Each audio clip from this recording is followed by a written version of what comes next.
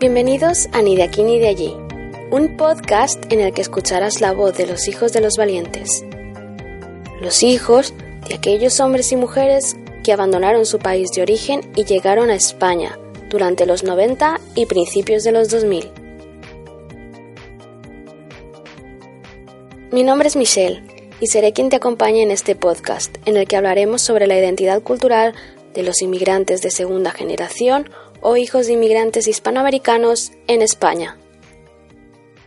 Puedes encontrar más información acerca de estos conceptos, los países que tratamos y más en bit.ly/ni de aquí ni de allí. bit.ly/ni de aquí ni de allí. Todo junto, sin guiones ni espacios. El episodio de hoy es diferente y quiero disculparme de entrada por todos los ruidos de fondo que vas a notar, dado que la conversación se grabó en un parque a principios de primavera. Para este episodio hablé con Angibel, originaria de San Carlos, Venezuela. Angie es actualmente au pair en Alemania. Antes estuvo trabajando un par de años en España y previamente estudió ingeniería química en Venezuela. Angie no entra en el grupo de inmigrantes de segunda generación. Podría decirse que ella es de la primera generación de inmigrantes de su familia. Sin embargo, su abuelo paterno era un español que emigró a Venezuela. El socialismo es una idea bonita. El socialismo, si tú lo ves como una idea, es una idea muy bonita. Pero es una idea que a los hombres les cuesta mucho implementar, en el sentido de en realidad hacer que todos sean iguales es un ideal muy grande. Y si quieres hacer que todos sean iguales, pues hazlo que sean iguales arriba. No hagas que todos sean iguales abajo en la miseria. Haz que todos sean iguales arriba. Escuchar a Angie hablar de Venezuela es impactante, ya que, a pesar de que recibimos noticias de lo que ocurre en el país, escuchar hablar a alguien sobre lo que vivió y sobre lo que vive su familia allí cambia la forma en la que se reciben esas noticias. Conocí a Angie aquí en Alemania y, entre otras cosas, nos unió el hecho de que ambas somos actualmente au pairs, ambas venimos de España y ambas somos oriundas de Latinoamérica. Le agradezco muchísimo que se haya prestado a participar en este podcast y me haya permitido comprender un poco mejor lo que ocurre en Venezuela y los motivos por los que los venezolanos deciden salir de su país. Un país en el que, recordemos, se encuentran las mayores reservas petroleras del mundo. Espero que cuando acabes de escuchar este episodio, tú también entiendas por qué tantos venezolanos y venezolanas abandonan a sus familias y a sus amigos.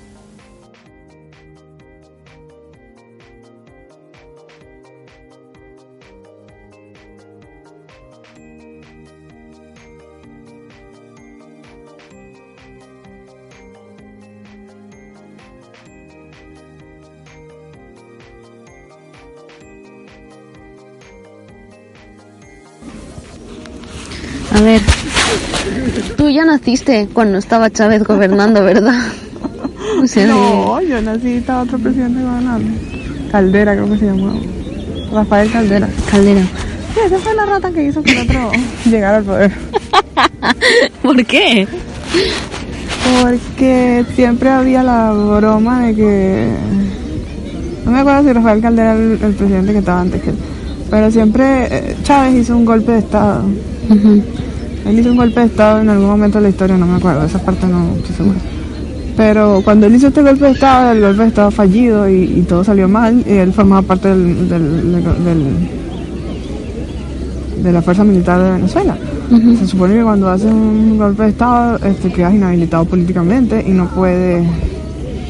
Pero eso pasó y el presidente de esa época, cuando tuvo todo ese problema, nunca inhabilitó políticamente a los militares que actuaron en esta broma. Y resulta que pasó el tiempo y después Chávez se pudo postular a presidente a pesar de que tenía toda esta historia de militar que había hecho, que no sé qué.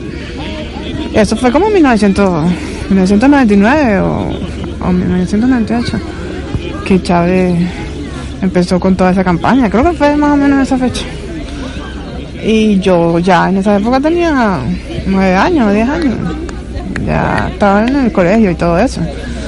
Pero después de que ganó Chávez las elecciones, yo no conocí ningún otro presidente hasta que se murió Chávez. y pusieron a que lo puso Chávez así lo escogió como su discípulo. Y la gente votó por él nada más porque Chávez lo señaló y dijo que... Pero nosotros no conocimos ningún presidente o sea, yo no, por lo menos el otro, decirte, yo cuando estaba pequeña, yo no estaba pendiente de la política de Venezuela. En las clases te querían contar historia de Venezuela y te tenías que aprender los presidentes que había tenido Venezuela antes. Pero tú como niño no estabas pendiente de esas cosas, pues eso era política, eso no te interesaba. Pero después de que Chávez empieza a mandar y era el presidente que tú conocías, poco a poco todo se fue volviendo tan problemático que entonces ahí ya te empezabas a preocupar por las cosas que estaban pasando. Ya cuando estaba para entrar a la universidad y todo eso, ya empezaba los problemas, todos los adultos hablando de lo que estaba haciendo, entonces ya los niños se empiezan a meter también en esos problemas que un niño no tendría por qué preocuparle. Pero ya en la época en la que tú estabas en la universidad, tú veías a los niños pequeños, como cuando yo estaba en la escuela, yo no le prestaba atención a eso, yo no sabía quién estaba de presidente, yo no sabía quién era la Asamblea Nacional, eso eran cosas que no me interesaban. Pero cuando yo estaba en la universidad, tú veías niños pequeños que habían nacido cuando Chávez o que estaban pequeños cuando Chávez llegó al poder y ahora estaban en la escuela. Y ellos sabían todo, ellos sabían quién era el presidente, hablaban mal de él porque siempre escuchaban a los papás hablando mal del presidente, Chávez, y les molestaba también, dependiendo del niño con el que estuvieras hablando, apoyaba a Chávez porque los papás apoyaban a Chávez o no lo apoyaba porque los papás siempre estaban hablando mal de Chávez. Pero entonces en ese momento ya la política se empezó a meter ya para todo el mundo porque ya empezaba a darte cuenta de todos los problemas que había. Este era muy radical, siempre hacía muchas cosas por la televisión, hacía muchas cadenas nacionales y siempre estaba tratando de metérsele a la gente por donde fuera, pues los medios de comunicación, todo eso. Pero sí lo conocí, fue el único presidente que conocí que estaba ahí. ¿Y qué estudiaste en la universidad y por qué? Yo, ingeniería química. Estudié ingeniería química en la universidad, no sabía qué quería estudiar, pero cuando salí de la universidad decidí estudiar ingeniería química porque, bueno, fui a un congreso y unas cosas ahí donde me mostraron muchas cosas de la química y me llamó la atención, y porque Venezuela en esa época era es un país petrolero y estaba PDVSA, que es Petróleo de Venezuela, y estaba la petroquímica. O sea, un ingeniero químico tenía que conseguir trabajo en Venezuela. Era como que lo más seguro que tenía, me llamaba la atención, me gustaba la ingeniería. Yo tenía muy buenas notas en matemática, en química, en física, todo eso. Y había hecho una prueba que hacen en Venezuela, que no sé si la hacen, la van a hacer también después, que es para ver en qué área eres mejor de todo lo que has estudiado, pues por qué te puedes inclinar. Pues entonces yo hice esa prueba y me decía que mi campo más favorable era la ingeniería, porque tenía perfil para estudiar ingeniería. Pero no sabía cuál. Después me llamó la atención la ingeniería química por todas las cosas porque fui a varios congresos sobre eso, ¿sí? Y bueno, me gustaba la ingeniería. Primero quería estudiar ingeniería de petróleo, por lo de el país es un país petrolero y tenía que conseguir trabajo. Y porque me gustaba mucho la parte así química de todo eso. Pero después decidí estudiar ingeniería química porque era más general, no era ingeniería de petróleo, nada más podías trabajar en petróleo. Si no funcionaba el petróleo, no ibas a poder trabajar nada. Ingeniería química me parecía más general, podías trabajar más cosas dependiendo del campo que te llamaba la atención. Entonces estudié ingeniería química, pero durante todo el tiempo que estuve en la universidad, el país se fue ya sabes a dónde se fue el país. Y la petroquímica, la petroquímica y petróleo de Venezuela, el Estado la manejaba el Estado. Y ya después, cuando yo intentaba buscar trabajo en PDVSA o ser parte de Petróleo de Venezuela, era muy difícil porque tenías que estar con el gobierno. Tenías que formar parte del gobierno, tenías que pertenecer al partido del gobierno, y ellos controlaban que la gente que trabajaba para ellos los apoyara de esa forma, ¿no? Entonces, como como yo no iba a decir que apoyaba a Chávez y siempre había votado contra él en todas las elecciones que hicieron. Ellos hicieron muchas elecciones, durante todo el tiempo yo estaba, elecciones para el referéndum, elecciones de presidente, elecciones de gobernador, y yo siempre votaba en contra de Chávez. Entonces obviamente nunca me iban a trabajar en la petroquímica. Y si me daban trabajo por algún milagro, en el momento que me dijeran que tenía que salir una marcha o decir que apoyaba a Chávez, no lo iba a hacer, me iba a molestar y me iban a votar. ¿Es obligatorio eso? Era en un momento todas las personas que trabajaban para el sistema público, que se trabajaba para la luz o trabajaba para las escuelas públicas, todo lo que el gobierno controlara, y el gobierno controlaba el PDVSA y Petróleo de Venezuela. Ellos necesitaban que la gente saliera a la calle para demostrar que tenían apoyo de mucha gente, que el pueblo los apoyaba. Entonces empezaron a decirle a la gente que tenían que salir a las marchas que ellos organizaban por el gobierno, por el Partido Socialista y todo eso. Entonces le decían a la gente que tenían que salir. Entonces puede ser que la gente quisiera salir porque los apoyaban, de verdad. Pero por lo menos mi mamá conoció mucha gente que siempre le decía que ellos no querían salir a apoyar al gobierno, pero que siempre los amenazaban con que iban a perder el trabajo, con que no iban a poder seguir trabajando para ellos si no asistían a sus concentraciones, a sus marchas y todo eso. Y eso siempre mantenía a la gente asustada, pues. Entonces la gente salía, igual no les importaba, tenían trabajo, apoyando. Después con el tiempo me empezó a poner más radical porque empezó a tener menos apoyo de la gente. Entonces necesitaba de verdad obligarlos a que salieran a mostrarse, a votar por él en sus manifestaciones y sus cosas. Entonces toda la gente del Petróleo de Venezuela, o sea, si tú querías trabajar en la empresa tenías que decir que apoyabas al gobierno. Si tú querías trabajar por una organización pública o algo de eso, tenías que saber que te iban a mandar, si no ibas te votaban y listo. Podía ser que hubiera gente que no le importaba y bueno, no iba, pero había gente que dependía de ese trabajo, que era gente de pocos recursos y tenía una familia que tenía que mantener, entonces no se van a poner a no ir porque... Pero es la forma como ellos hacen, pues, es la forma como controlan a la gente para que la gente vaya y haga lo que ellos quieren. ¿Siempre contó con mucho apoyo de todas las clases sociales o solo de...? Chávez llegó al poder porque era él era muy carismático, como son todos los dictadores, son carismáticos, saben cómo llegarle a un grupo específico de personas. Y en Venezuela en esa época había una clase media, una clase alta, y había una clase que siempre había sido olvidada de todos los gobiernos, que era una clase baja, pobre, completamente ignorada siempre por todos los gobiernos, y era una gran mayoría de gente que era así y que no tenía la educación para poder en realidad entender lo que le estaba hablando Y fue a las personas a las que, porque él también venía de abajo, supuestamente él venía de abajo, él también había sido una persona de varios recursos que se metió en la fuerza militar y todo eso y llegó a tener el estatus que tenía. Entonces él siempre le hablaba a la gente como que él era uno de ellos y él iba a luchar por sus cosas.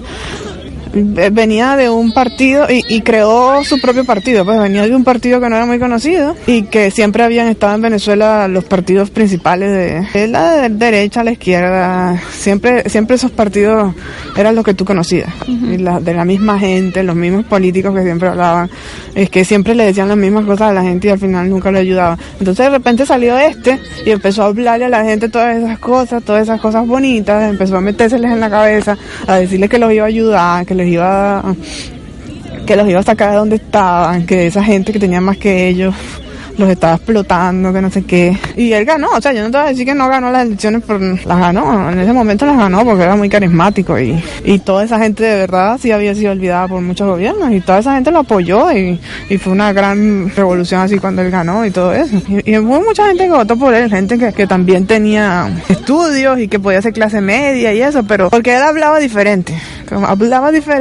y no hablaba como los políticos normales, era así todo, hablaba como hablaba la misma gente a la que se estaba refiriendo. Entonces ellos lo veían como alguien, formaba parte de ellos, pues. Entonces les ganó.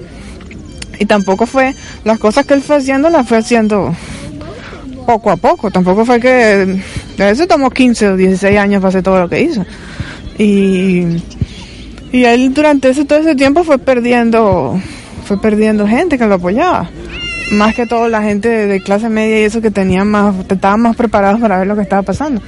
Pero la gente que él siempre apoyó, la gente que él siempre se le metió en la cabeza, y esa gente lo apoyó hasta el final, porque esa gente creía firmemente en todo lo que él había dicho. Y él de alguna forma buscó la manera de metérseles en la cabeza y hacerles un lavado de cerebro, que incluso yo creo que hasta que estaba Maduro ahí, pasaban todos los problemas que estaban viviendo, no tenían comida, no tenían vivienda, no tenían cosas, y ellos todavía seguían creyendo que todo lo que estaba pasando era culpa de Maduro, pero que Chávez había hecho todo bien. Entonces él tenía esa personalidad, tenía esa de llegarle a la gente y saber cómo hacer concentraciones y hablarle a la gente y hacer que se animaran y que fueran a votar por él y todo eso. Eso lo tenía, eso no se le puede negar. Pero al final funcionó. En el estado actual de Venezuela lo que escuchamos siempre es que no se puede conseguir cosas básicas. ¿Eso lo llegaste a vivir tú? Oh, sí. Ahora está peor. Ahora, bueno, mi mamá me cuenta que sí se consiguen cosas ahora, pero están muy caras, o sea, es muy costoso todo. Y la gente no tiene mucho dinero así efectivo para ir a los sitios y comprar las cosas. Pero cuando yo estaba en Venezuela, yo me gradué de la universidad en 2013 y yo intenté trabajar por un tiempo mientras estaba ahí. Estuve un año buscando trabajo. Entonces, por lo general, si estaba con mi familia, con mis padres, entonces es un pueblo más pequeño, entonces podía ser que consiguiéramos más fácil cosas porque no había mucha cantidad de gente que quería las cosas. Pero siempre iba con mis padres a Valencia, Carabobo, que queda como a 2 horas de San Carlos, donde vivía mis padres, que fue donde estudié en la universidad. Esa es una ciudad más grande.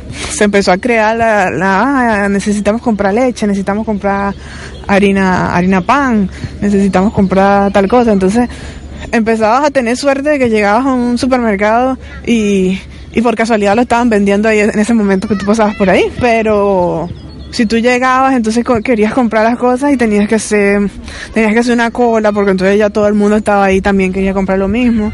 Entonces ellos empezaron a regular cuántas cosas podía comprar la gente, porque cuando tú no consigues algo y lo consigues en un sitio, quieres comprar un montón de eso, quieres comprar 10 paquetes de harina pan para llevarlo para tu casa y tener para toda tu familia o tener para ti. Y eso se empezó a hacer un problema porque entonces no todo el mundo podía comprar lo que quería. Entonces empezaron a regular las cosas. Va a llegar harina pan a este supermercado, pero nada más las personas pueden comprar 2 harina pan.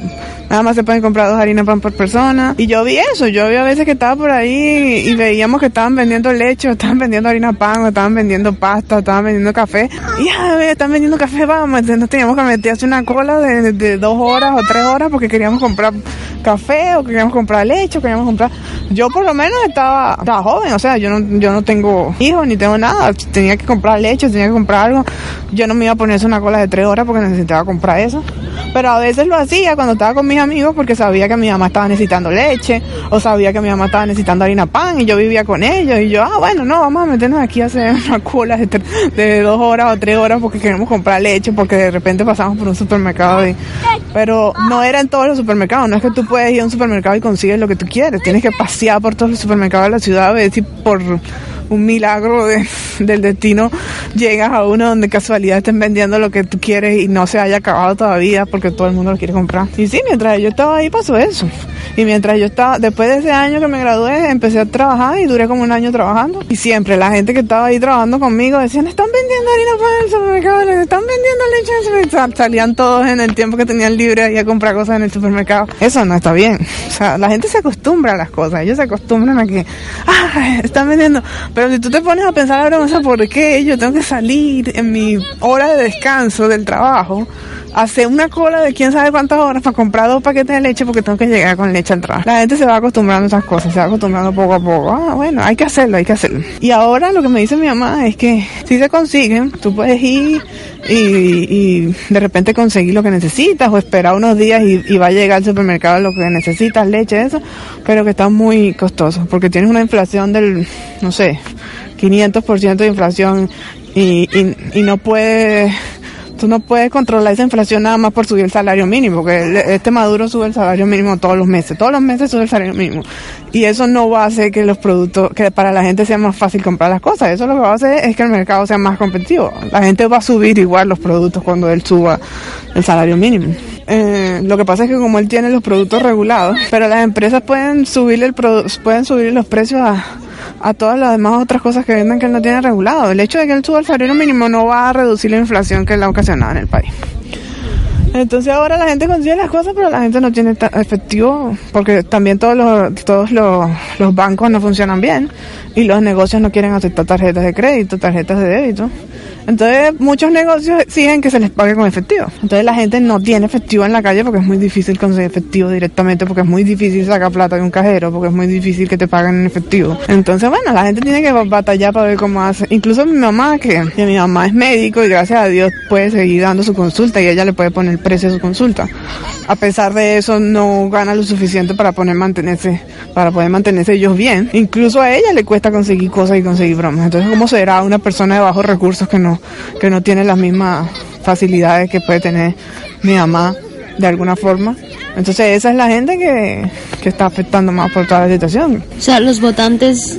Los que eran las personas que votaron por él y que lo siguen apoyando, que ahora no creen en el gobierno y mucha gente se ha echado para atrás y dice no, que el gobierno, pero es el gobierno de Maduro. Ellos todavía mi mamá me cuenta que ella sigue hablando con la gente. Y ellos siguen hablando del gobierno de Maduro como si fuera algo separado de Chávez. Que el gobierno de Maduro tiene la culpa de lo que está pasando ahora, que ellos están pasando hambre por culpa de Maduro, que las cosas están tan mal por culpa de Maduro. Pero resulta que lo que Maduro está bien. Todo se ha deteriorado exponencialmente mucho más rápido porque Maduro no sabe nada y no sabe cómo controlar la situación que ya venía desarrollándose desde todos los años que tuvo Chávez en el poder. Porque Chávez estuvo en el poder y Venezuela estuvo en un auge económico muy grande, donde el petróleo tuvo el mejor precio de todo el mercado de todos esos años que tuvo Chávez en el poder. Y Chávez tuvo mucho dinero porque el petróleo estaba muy bien en esa época. Y con ese dinero compró y pagó la conciencia de todo el mundo. Pero ahora Maduro no tiene la misma cantidad de dinero que tiene él porque todo se lo han robado, porque ya el petróleo no está ya no está tan bien como antes. Y ahora él no tiene dinero para mantener toda esa gente que Chávez mantenía. Entonces ahora los corta, entonces a esa gente ya no le gusta que no le den dinero.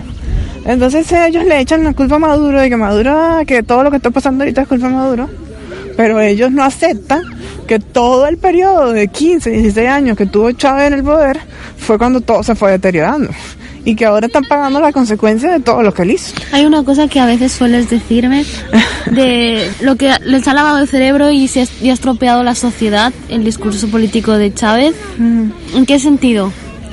Bueno, eso es lo que a mí me parece que es lo peor de todo. Eso es lo que yo le decía a mi mamá que era el motivo por el que yo me iba de Venezuela, porque si tienen suerte puede ser que el gobierno cambie, puede ser que un día hagan unas elecciones y no hagan trampa o hagan algo y por fin cambien el gobierno. Va a ser muy difícil para ese gobierno mejorar el país, pero puede pasar. Pero lo que más es más difícil para ese gobierno y para la gente que vive ahí es cambiar la mentalidad que tiene la gente ahora. Porque él durante todos esos años, él empezó bien, él quería hacer misiones, él quería hacer cosas para ayudar a toda esta gente que había dicho que iba a ayudar. Misiones educativas, ayudar a la gente para que aprendieran algún oficio, aprendieran algo para poder trabajar y eso estaba bien. Pero con el tiempo yo creo que todas estas misiones empezaron a corromper, a deteriorar y la gente, porque él empezó a dar dinero a la gente por pertenecer a estas misiones. Mensualmente recibías una beca, lo que se puede decir una beca, por ir a estas misiones. Y yo no voy a decir que no hubo mucha gente que se aprovechó de esas misiones, que sí estudió de verdad y sí fue y aprovechó eso y aprendió algo y después siguió su propio camino y siguió subiendo y le ayudó. Pero con el tiempo todas esas misiones se fueron deteriorando y al final fue una cosa era que el gobierno les estaba dando dinero a través de estas misiones a la gente para que la gente tuviera dinero y decirles, mira, nosotros te estamos ayudando, nosotros te estamos dando esto. Empezó a crear misiones de vivienda, misiones porque tienes un hijo te vamos a dar dinero, qué sé yo, misiones. Y las misiones de vivienda eran las que a mí me parecían las peores porque, te estoy dando una casa, el que se anote aquí para esta misión vivienda, le damos una casa. Y se veía cuando estaban construyendo las casas. Y sí, pues, que hubo mucha gente que le dieran casa. Pero no le daban las casas porque si tú le vas a una casa a alguien, dale los papeles de la casa.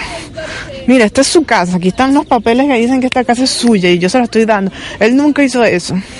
Él le daba la casa a la gente, le decía, usted va a vivir aquí. Pero nunca le daba los papeles a la gente que decía que esa casa era de ellos. Uh-huh. En realidad no era de ellos, era algo que les estaban dando y ellos tenían que, vivían ahí, bien, Chávez hizo esto por mí, Pero cuando venían elecciones tenían que votar por ellos. Y si no votaban por ellos te quito la casa. Y si no votas por mí te dejo de pasar el dinero que te estoy pasando todos los meses. Entonces con el tiempo todas esas misiones te fueron deteriorando y fue más que todo algo para que la gente votara por ellos. Porque el voto no es anónimo. Porque él cambió el sistema de votación.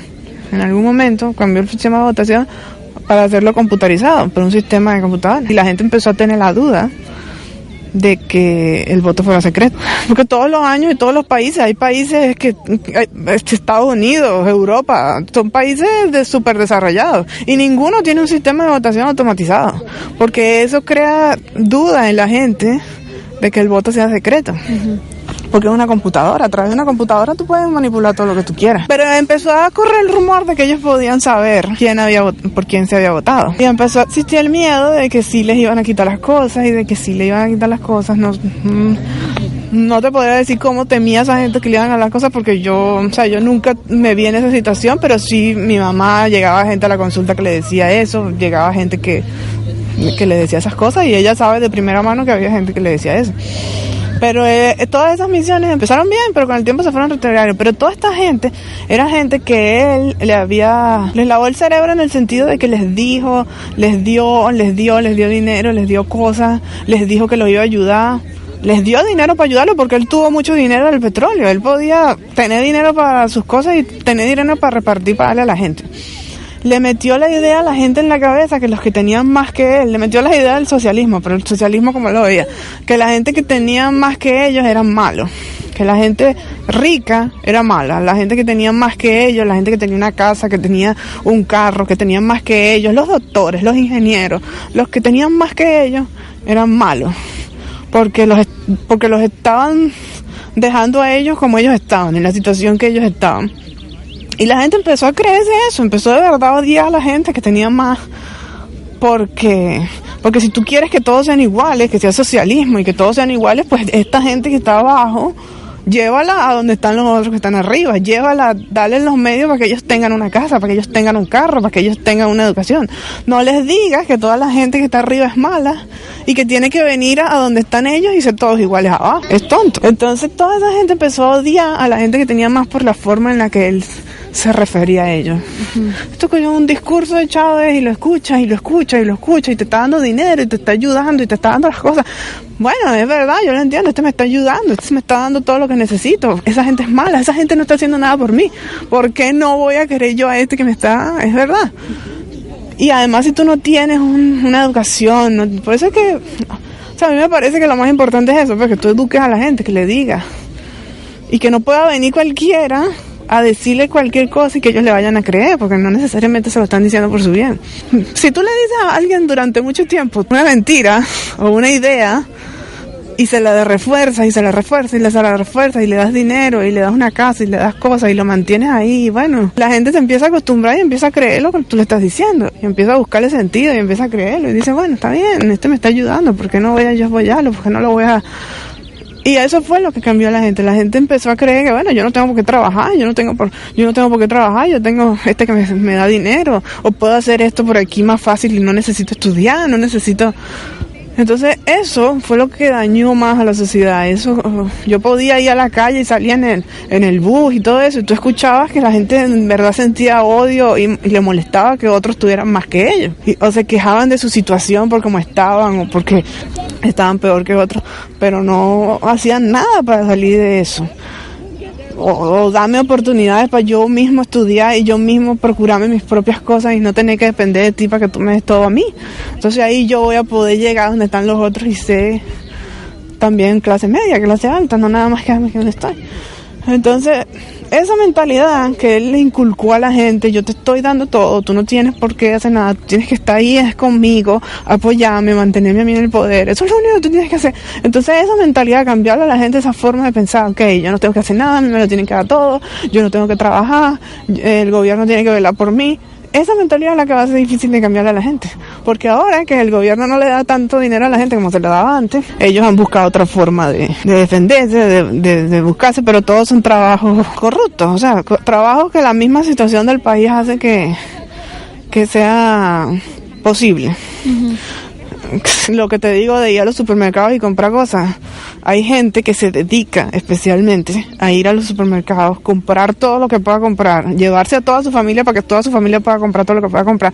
Y eso que compró a un precio regulado por el gobierno, ir a la esquina, poner una mesa y poner los productos y venderlos al cuádruple o al quíntuple de lo que lo compró, porque la gente está desesperada por comprarlo. Y van a venir las personas que no quieren hacer cola y no quieren ir a los supermercados, a ver si por casualidad consiguen, van a venir y le van a comprar de la esquina, porque lo tiene fácil. ¿Cuánto quiere? El quíntuple, el cuádruple de lo que me costó, toma, ahí está. Y esos son los negocios que hay ahorita en Venezuela, negocios de vender comida, de venderlas al precio exorbitante porque la gente está desesperada por comprarlas. Esos son trabajos fáciles, trabajos que no necesitan trabajo, le digo, pero no son trabajos, es corrupción, es mercado negro, que se puede hacer fácilmente en la calle sin que venga nadie a decirte nada. Y la policía y todo es igual de corrupto que todos los demás, así que esos no te van a decir nada. Cambiarle la mentalidad a la gente para que deje de hacer este tipo de cosas que para ellos es lo más normal del mundo. Es como que yo lo veo y yo digo, eso está mal, pero para ellos es lo más del mundo, es la forma en la que ellos tienen para vivir y nadie les puede quitar eso. Porque mi mamá dice, el gobierno va a cambiar, pero cuando cambie el gobierno y venga un gobierno nuevo y tenga que decirle a toda esa gente que ahora sí se van a cumplir las leyes como son y ya no pueden hacer esto, ya no pueden hacer aquello, ya no pueden hacer tal cosa, eso es lo más difícil de todo. Eso va a ser lo más difícil de todo para cualquier gobierno que venga, no importa de dónde venga. Cambiarle la mentalidad a la gente, que tendrá que pasar muchos años para que la gente empiece a aprender que tiene que trabajar, y más que todo ahora que toda la gente preparada, toda la gente que estudió y toda la gente que joven que estudió y que sale de la universidad no se ve futuro ahí en Venezuela y se va del país. Y tú ves que el gobierno no los para, el gobierno no para a la gente para que se vaya del país, porque ellos saben que la gente que se puede ir del país son la gente que podría dar problemas, que por la familia tienen recursos y de alguna forma pueden conseguir un pasaje de avión rebuscando y se van, y ellos no te paran para que tú te vayas, ellos te pueden poner problemas y eso, pero ellos no les molesta que tú te vayas, porque la gente que se va es la gente que tiene una educación, que salió de la universidad y no consigue trabajo, que no ve oportunidades en el país y se va ahí porque quiere conseguir otra oportunidad en el trabajo, y ellos quieren que esa gente se vaya, porque esa gente no la pueden controlar. Esa gente son los estudiantes que salen a protestar todos los días en la calle en la universidad, que los fastidian, que hacen protestas, que salen en la televisión, que salen en los medios de comunicación internacionales haciendo protestas, hablando, políticos que se están quejando. Esa gente, ellos quieren que se vayan, y que se quede la gente que pueden controlar, la gente con pocos recursos que no puede irse del país y que por más que sea ellos pueden seguir controlando si le dan algo, si les hablan, si le dicen cosas, hasta que en algún momento la situación explote y ya esa misma gente no lo siga apoyando y no lo siga.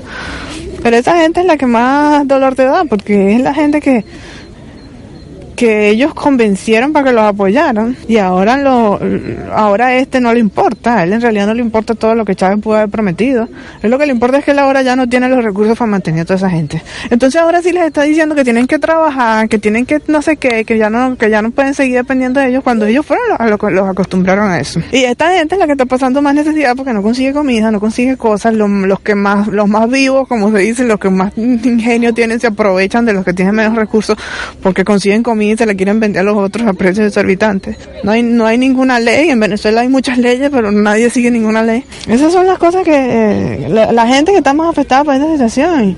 Si mi familia y la gente, ya en Venezuela no hay ninguna clase media, ninguna clase alta, todos son iguales. Que puede ser que hay gente que tenga una mejor situación que otros, es porque tienen un negocio, tienen algo personal a lo que ellos mismos le pueden poner precio a lo que venden, a lo que hacen. Por un ejemplo, mi mamá es médico y gracias a Dios ella tiene su consulta y ella le puede poner precio a su consulta. Ella le puede, porque es su consulta privada, pero mi hermano es un médico también. No el hecho de que sea un médico significa que van a tener dinero. Mi hermano es médico también y mi hermano no soportó vivir en Venezuela porque primero no tenía suficiente dinero para mantenerse él solo.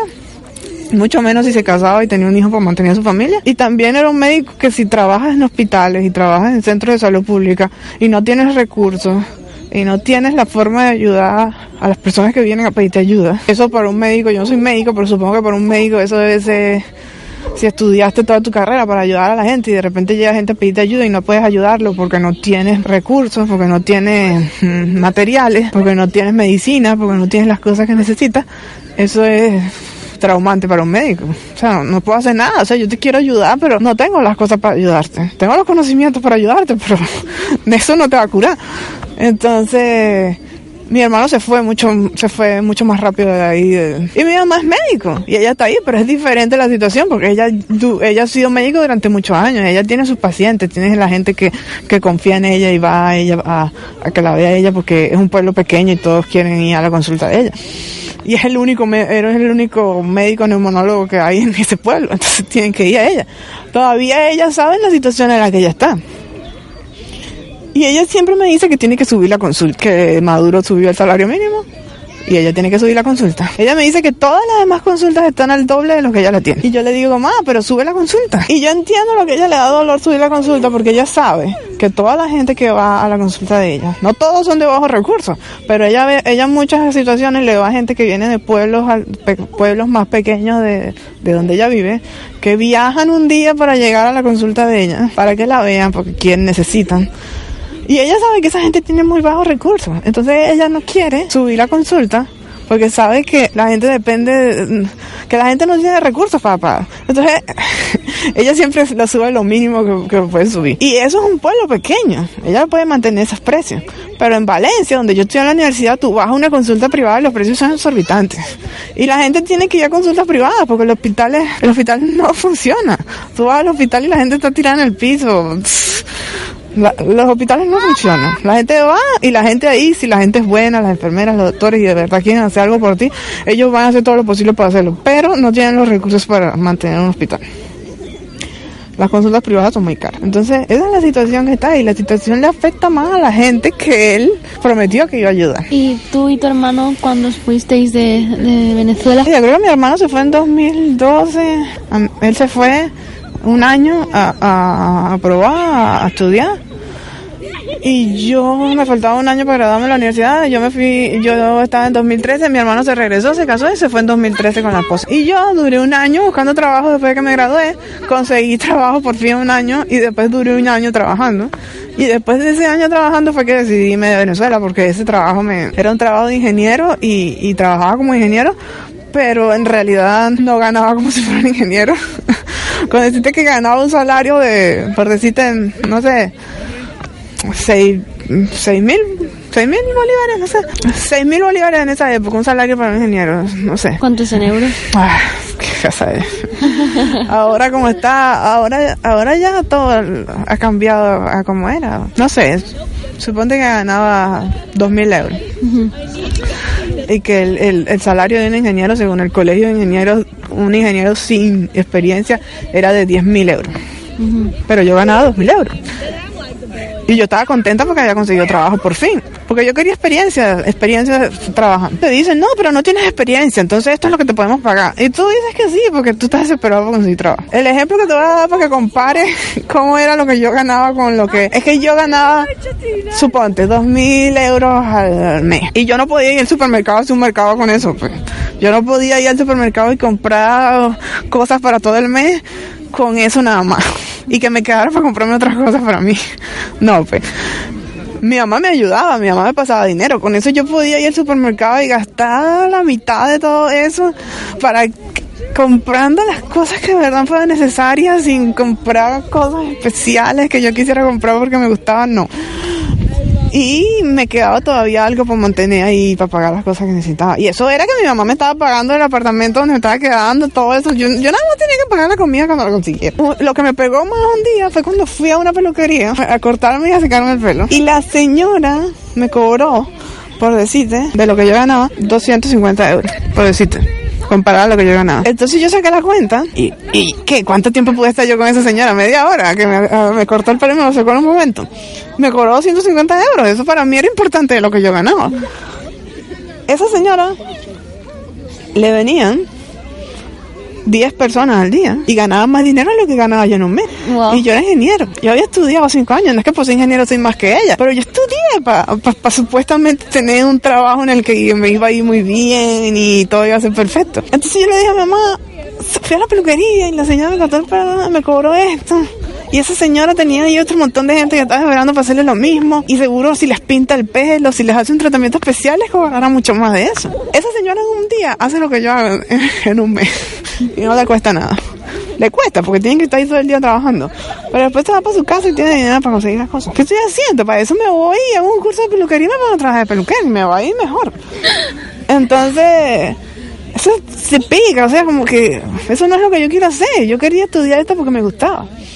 Entonces ese trabajo empezó a hacerme como que, no nada más eso del dinero, porque yo también decía, bueno, si tengo experiencia, más adelante puedo solicitar por algo mejor y eso. Sino que en el trabajo también me molestaba la situación, cómo era.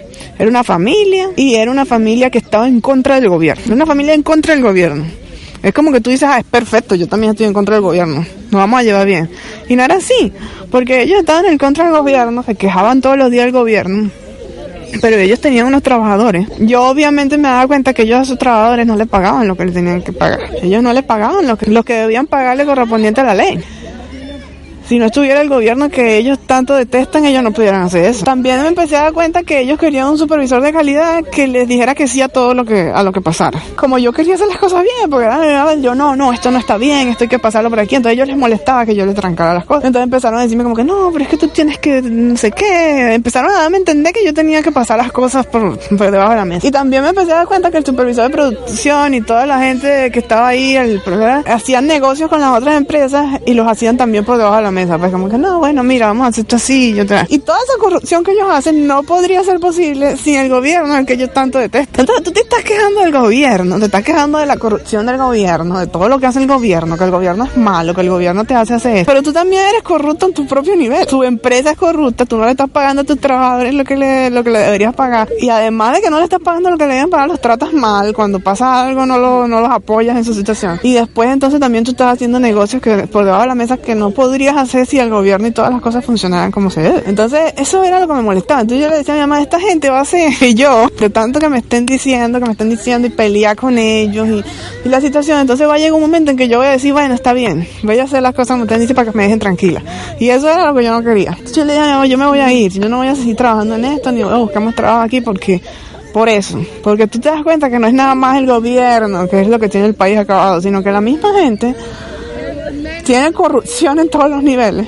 Y la misma gente es la que está acabando con el país. Entonces, hasta que tú no le cambies la mentalidad a la gente y lo hagas entender, tienen que hacer las cosas como se deben hacer. Y seguir las reglas que están en la Constitución, que están en las leyes, que están en las cosas. Hasta que tú no cambies esa mentalidad, no de verdad vas a cambiar a la gente. Porque yo también podía pensar, ya va a cambiar el gobierno. Cuando cambie el gobierno todo va a estar mejor.